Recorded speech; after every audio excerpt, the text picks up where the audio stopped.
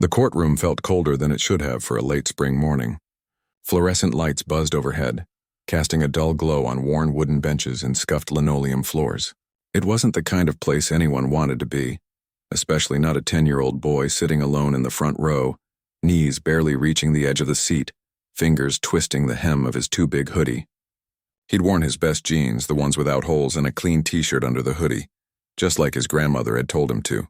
"Look respectful," she'd said, her voice tight with worry.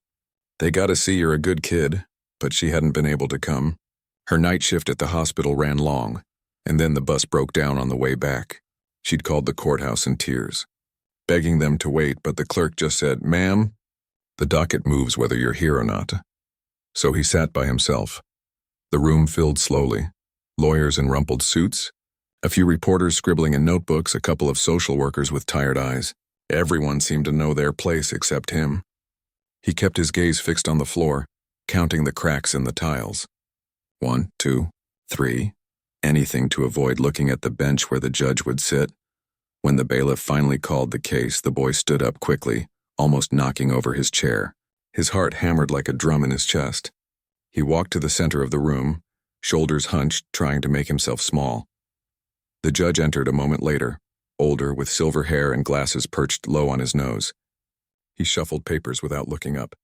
"All right," he said, voice dry as chalk. "Minor altercation at Jefferson Middle School. Defendant is 10 years old?" He glanced up, eyebrows raised. "Yes, Your Honor," said the public defender, a young woman who'd met the boy only 10 minutes before. She gave his shoulder a quick, nervous pat. The judge sighed. "What's the story here?" The lawyer explained it simply. The boy had pushed another student during lunch. No punches thrown, no injuries, just a shove that sent the other kid stumbling into a trash can. But the school had zero tolerance, and the other boy's parents were furious. They wanted consequences. "And what's the home situation?" the judge asked, already scribbling notes. The lawyer hesitated, then turned to the boy. "Can you tell the judge who you live with?" He swallowed hard. "My grandma. Anyone else?" He paused, then quietly, "My dad. But he's in special forces, overseas." The words hung in the air for half a second too long. Then the judge let out a short, sharp laugh. Not mean exactly, but the kind of chuckle you give when someone tells a tall tale. "Special forces, huh?" He shook his head, smiling faintly. "Right. And I'm the Queen of England." A few people in the room shifted. One lawyer coughed. The bailiff looked away. The boy didn't move. He just stood there, face burning, eyes locked on the judge's robe. He hadn't been trying to impress anyone. He'd just told the truth. His dad was in special forces. He had the photos to prove it. Him as a baby in his father's arms at a homecoming ceremony. His dad in full gear holding a flag, letters signed with a unit patch taped to the fridge. But none of that was here. All that was here was a small black kid in a too big hoodie, sounding like every other kid who'd ever made up a story to seem tougher than he was. The judge leaned back, still amused. "Son, I've heard a lot of things in this courtroom. My uncle's a lawyer, my cousin's a cop, my dad's in the FBI. He waved a hand. "It's okay. You don't need to pretend. Just be honest." But he was honest. He wanted to say that. He wanted to explain how his dad missed birthdays and school plays, how he only came home in between long deployments, how sometimes months went by without a call because of where he was stationed, how his grandma kept a map on the wall with pins marking where his dad might be, even though she wasn't supposed to know, how every time the doorbell rang unexpectedly, his stomach dropped. Was it good news or bad? But his throat closed up. Words wouldn't come, so he just nodded like he'd been caught in a lie. The judge turned to the lawyer. "Any other family support?" "Just the grandmother, Your Honor. Works nights at St. Mary's, clean record." "Very involved," the judge grunted. "Well, with no parent present and this kind of behavior at school." He tapped his pen. "I'm leaning toward temporary placement. Maybe a short stay with a foster family while we assess stability." The boy's stomach dropped. Foster family. He'd heard stories. Kids bounced from house to house, losing everything they owned, never feeling safe. He couldn't go there. Not when his grandma's house smelled like cinnamon and old books. Not when his bed had the blanket his dad sent from Germany. Not when he knew, deep down, that his father would come back just like he always did. But who would believe him? He looked around the room, searching for someone, anyone who might understand. The public defender gave him a sympathetic look but didn't argue. The bailiff avoided his eyes. Even the clock on the wall seemed to tick slower, like time itself had given up on him. Outside, a siren wailed in the distance. Somewhere a real emergency was happening. But in here, in this cold room with its buzzing lights and judgmental silence, the only emergency was a boy who'd told the truth and been laughed at for it. He sat back down, folding his hands in his lap. He wouldn't cry. He wouldn't give them that. His dad had taught him that much. Keep your head up even when the world tries to push it down. The judge moved on to the next case, but the boy stayed frozen in place, replaying those few seconds over and over. The laugh, the smirk, the way his words had been tossed aside like trash. He didn't know it yet, but thousands of miles away, his father was already packing his gear. A secure call had come through late the night before, from his mother, voice shaking, telling him what happened in court. And in that moment, duty and family collided in a way that even the military couldn't ignore. But for now, in this courtroom, all the boy had was silence and the quiet. Stubborn hope that someday someone would listen. Life at home was quiet, too quiet sometimes. The house sat on a tree-lined street where neighbors waved from porches and kids rode bikes until the streetlights came on. Inside, the walls were covered in photos. School portraits, holiday snapshots, a faded picture of a young man in uniform holding a newborn. That was him, his dad, looking tired but proud, standing in front of an American flag with desert sand clinging to his boots. His grandmother kept that photo on the fridge, right next to the grocery list and a magnet that said, "Home is where love is." She worked nights as a nurse's aide at the hospital, so most evenings it was just him, the hum of the refrigerator, and the soft murmur of the evening news. He'd make himself a peanut butter sandwich, do his homework at the kitchen table, and wait. Sometimes she'd call during her break to check in. "You eat?" she'd ask. "Homework done?" "Lock the door, baby. I'll be home soon." He never complained. He knew she was doing her best. And he knew his dad was doing something important, something dangerous, even if he didn't fully understand it. All he knew was that his dad wasn't like other dads. He didn't coach Little League or show up for parent-teacher conferences. But when he was home, even for just a few days, it felt like the whole world lit up.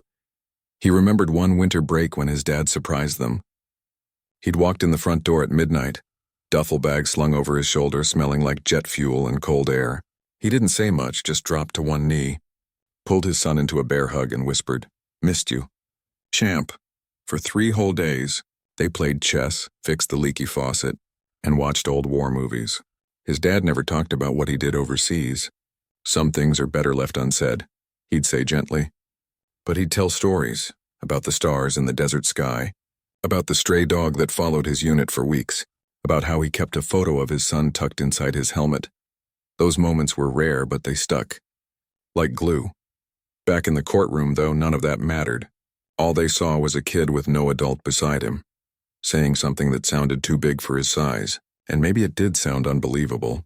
A 10-year-old claiming his dad was in special forces. To most people, that sounded like something from a movie, not real life. They didn't know about the care packages that arrived with foreign stamps, the handwritten letters filled with dad jokes and advice, the way his father always signed off with, "Stay sharp. Stay kind." After the hearing, he walked home alone. The school had let him leave early, and the courthouse was only 6 blocks from his house. He kept his head down, hands in his pockets, replaying the judge's laugh over and over. It wasn't loud or cruel, but it cut deep because it was so casual, like his truth was just a joke to pass the time. When he got home, his grandmother was finally there, still in her scrubs, eyes red from crying. She rushed to him the second he stepped through the door. "Oh, baby," she said, pulling him close. "I'm so sorry I wasn't there. The bus broke down and my phone died and—" Her voice cracked. She didn't finish. He hugged her back tight. "It's okay, Grandma." But it wasn't. She made him hot chocolate, the kind with mini marshmallows, and sat with him at the table. "Tell me what happened," so he did. He told her about the shove. The other kid had called his dad a liar days before, said no black guy could be in special forces, and it had been building ever since. He told her about standing alone in front of the judge. And he told her about the laugh. Her face hardened. Not with anger, at least not yet, but with a quiet kind of resolve he'd never seen before. She reached for the landline phone on the wall. Their cell service was spotty, but the old corded phone always worked. "Your father gave me a number," she said softly. "For emergencies only." "This is an emergency," he whispered. She nodded and dialed. What followed was a series of clicks, pauses, and hushed voices. Military lines weren't like regular calls. They were codes, verifications, waiting. But eventually, after nearly 20 minutes, a familiar voice came through. Gruff, tired, but instantly recognizable. "Ma?" His dad said. She didn't waste time. She told him everything. The hearing, the shove, the judge's reaction, the threat of foster care. Her voice trembled, but she stayed calm. They treated him like he was lying, like you weren't real. There was a long silence on the other end. Then quietly, "Put him on." The boy took the phone, his hands shaking. "Dad?" "Hey, soldier," his dad said, using the nickname he always did. "You okay?" "I'm fine," he lied. "You stood up for yourself. That takes guts. Don't ever be ashamed of that." "But they didn't believe me." "I know," his dad said, "but belief doesn't change the truth. You know who I am. I know who you are. That's what matters." Then after a pause, "I'm coming home." The boy's breath caught. "Really? Really? They're processing emergency leave. It might take a day or two, but I'll be there before they try to move you anywhere." He didn't cry, not yet, but his chest felt lighter, like a weight had been lifted just by hearing those words. Back in his room that night, he pulled out the shoebox from under his bed. Inside were letters, photos, a challenge coin his dad had sent last year, and a small American flag from his last homecoming. He held the flag in his hands, remembering how his dad had knelt in the driveway, placing it gently in his palm. "This means something," he'd said. "It means people like us protected, not with words, but with action." Now, action was coming.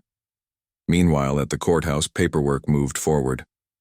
The judge, unaware of the call that had just changed everything, signed an order recommending temporary placement due to lack of verified parental presence and unstable home environment. Social services would be notified. A caseworker would visit the house within 48 hours, but what the system didn't account for was a father who'd faced down real danger in places most people couldn't pronounce and wasn't about to let his son be treated like a statistic, as the boy drifted off to sleep that night. Clutching the flag under his pillow, a military transport plane was already taxiing down a runway thousands of miles away. Inside, a man in uniform checked his gear one last time, his expression unreadable, but his mission clear. He wasn't just coming home. He was coming to stand beside his son, where he should have been all along. The call ended with a soft click, but the silence that followed felt different, charged like the air before a storm breaks. The boy sat on the edge of his bed, phone still in hand, heart thumping in a way that wasn't fear this time, but something closer to hope. His grandmother stood in the doorway, arms crossed, eyes glistening. She didn't say anything. She didn't have to. They both knew what those words meant. I'm coming home, but home wasn't just a place. It was a promise. And promises like that didn't happen fast. Not when you were stationed halfway across the world in a place where even the time zones felt foreign. Still, within hours, things began to move. At a secure military base somewhere far away, a chain of quiet urgency unfolded. A request for emergency leave rarely came through for something as non-combat as a juvenile court case. But this wasn't just any case. It involved a child, a family under threat, and a father whose service record spoke louder than most.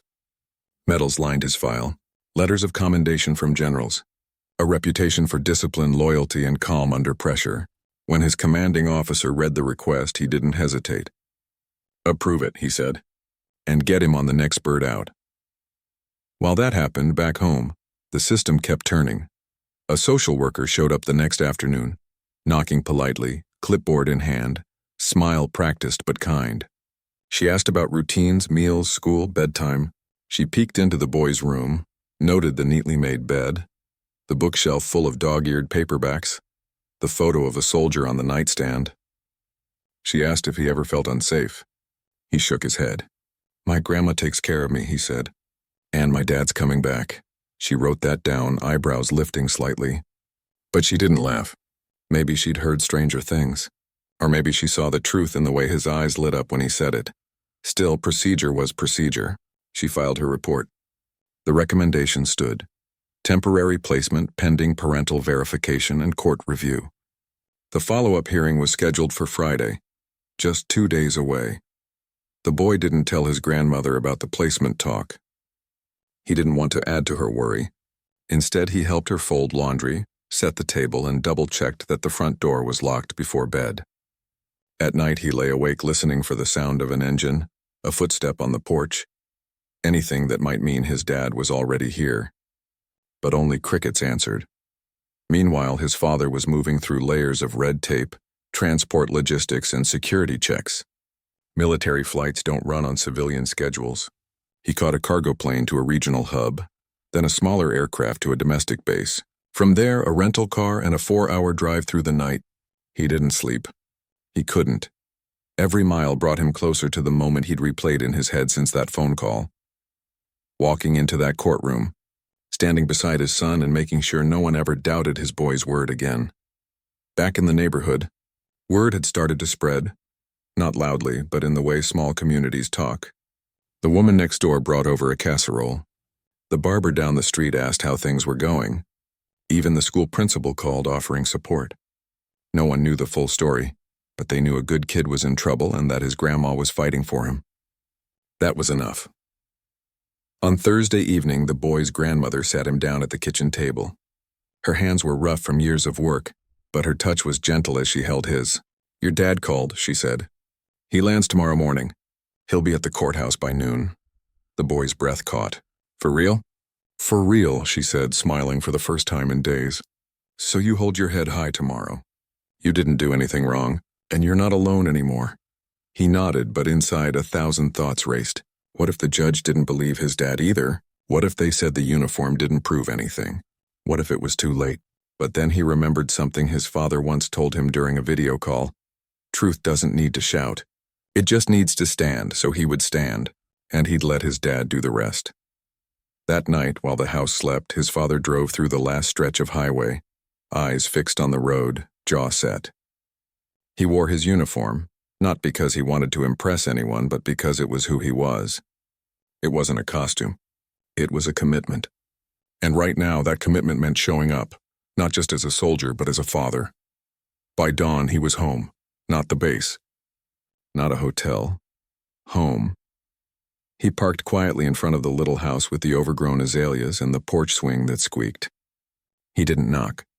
He let himself in with the key he always kept on his dog tags. Inside, the smell of coffee and old wood greeted him like an old friend. His mother was already up, standing at the stove.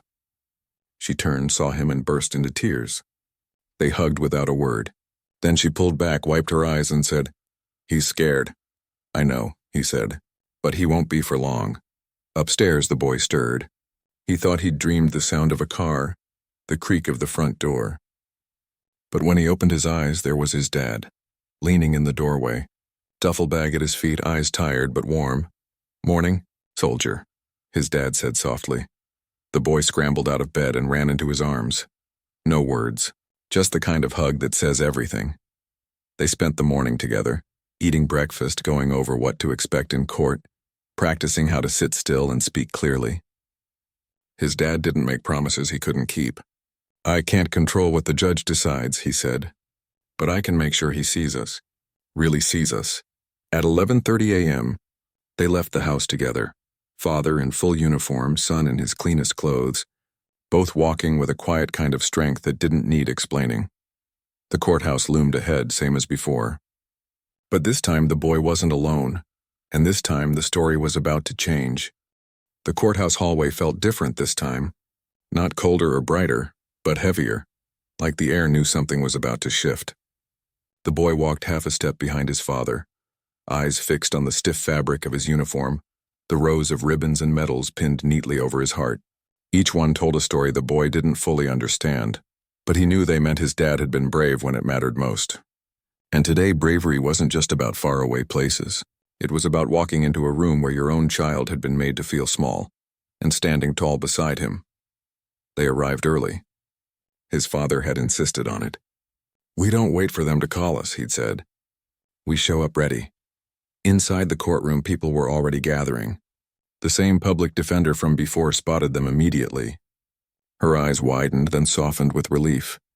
She gave a small nod, like she'd been holding her breath and could finally exhale. The bailiff, a man with a thick mustache and a voice like gravel, looked up from his desk. He'd been there the first time, the day the judge laughed. Now he stood a little straighter. "Sergeant," he said, giving a respectful dip of his chin. His father returned the nod. No words needed. They took their seats in the front row. The boy kept his hands folded in his lap, just like his dad had shown him. "Don't fidget," he'd said. "It makes you look unsure. And you've got nothing to be unsure about." Minutes ticked by. Lawyers shuffled papers. A clerk typed furiously. The judge's door remained closed. Then the bailiff called the case. The boy stood. This time his father stood with him, close enough to feel his presence but not crowding him. Just there, solid, real. The judge entered same as before, silver hair, glasses, that familiar air of weary authority. He sat down, flipped open a file, and began speaking without looking up. "All right, let's see." He stopped, his eyes lifted, and for the first time all morning he froze. There, standing beside the boy he'd dismissed days earlier, was a man in full U.S. Army Special Forces uniform, boots polished, posture perfect, eyes steady. Not flashy, not angry, just there, like a fact that couldn't be ignored. The courtroom went quiet. Even the clock on the wall seemed to pause. The judge blinked. "Can I help you, sir?" The father stepped forward just enough to be heard, voice calm but firm. "Yes, Your Honor, I'm the boy's father. Staff Sergeant, U.S. Army Special Forces. I've just returned on emergency leave to be here for this hearing." A murmur rippled through the room. The judge's pen hovered over his notepad. He cleared his throat. I wasn't informed. My leave was approved late last night," the father said. "I came straight from the airport." The judge glanced at the file, then back at the man in front of him. The uniform wasn't something you faked, not the cut, not the insignia, not the way he carried himself. This wasn't a costume. This was the real thing, and suddenly the laugh from days before felt very far away and very foolish. "I see," the judge said slowly. He took off his glasses, rubbed the bridge of his nose. "I owe you both an apology."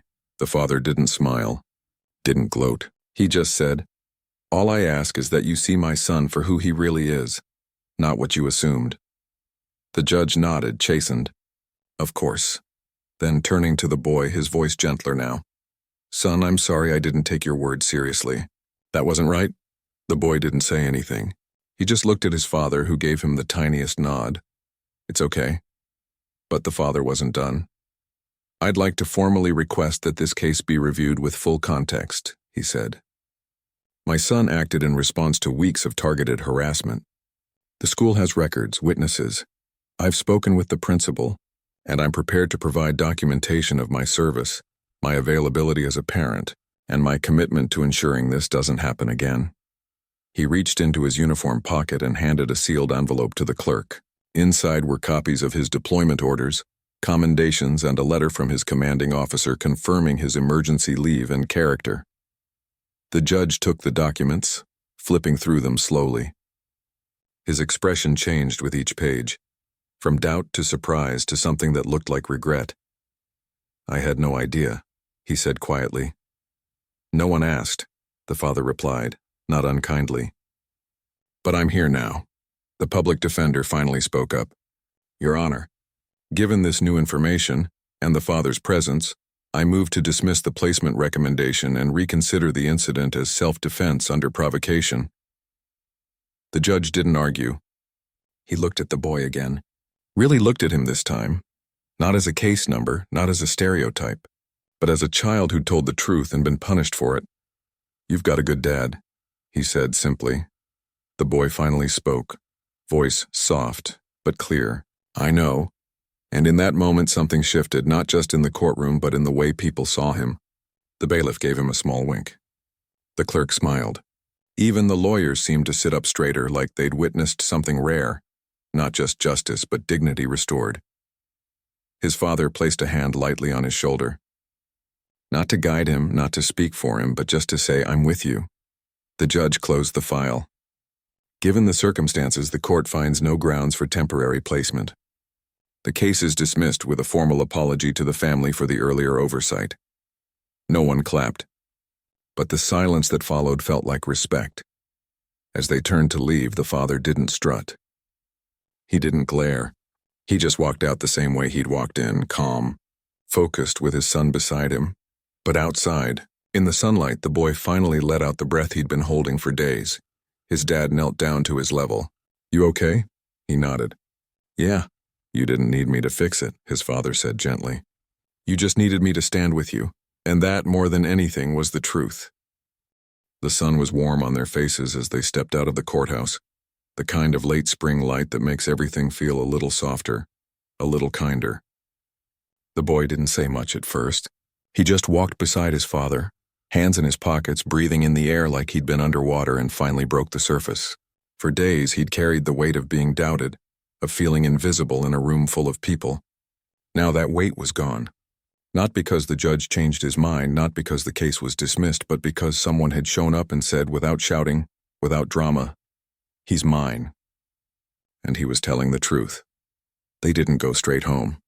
Instead, his father led him to a small park down the street, a place with cracked sidewalks, a rusty swing set, and a bench under a big oak tree.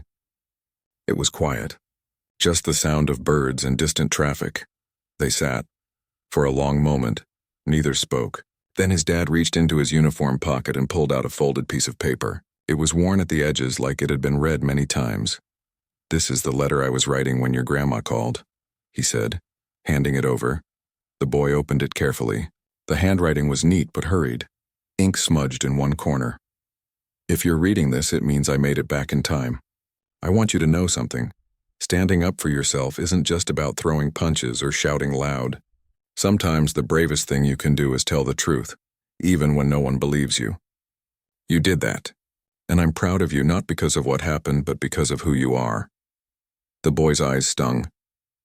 He folded the letter and tucked it into his own pocket right over his heart. His father watched him, then said, "You know, people make assumptions all the time. About uniforms, about skin color, about kids who sit alone in courtrooms. But you don't have to prove yourself to every person who doubts you.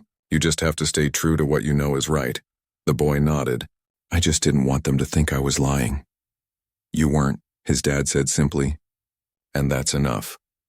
Back at the house, his grandmother was waiting on the porch, arms crossed, eyes red again, but this time from relief. When she saw them walking up the sidewalk together, she let out a sound that was half laugh, half sob. She didn't say anything at first. She just hugged her son so tight it looked like she might never let go. Inside, the kitchen smelled like chicken soup and fresh bread. Comfort food, the kind she only made on hard days or good ones. Turns out today was both. Over lunch, they talked not about the courtroom, not about the judge's apology, but about what came next.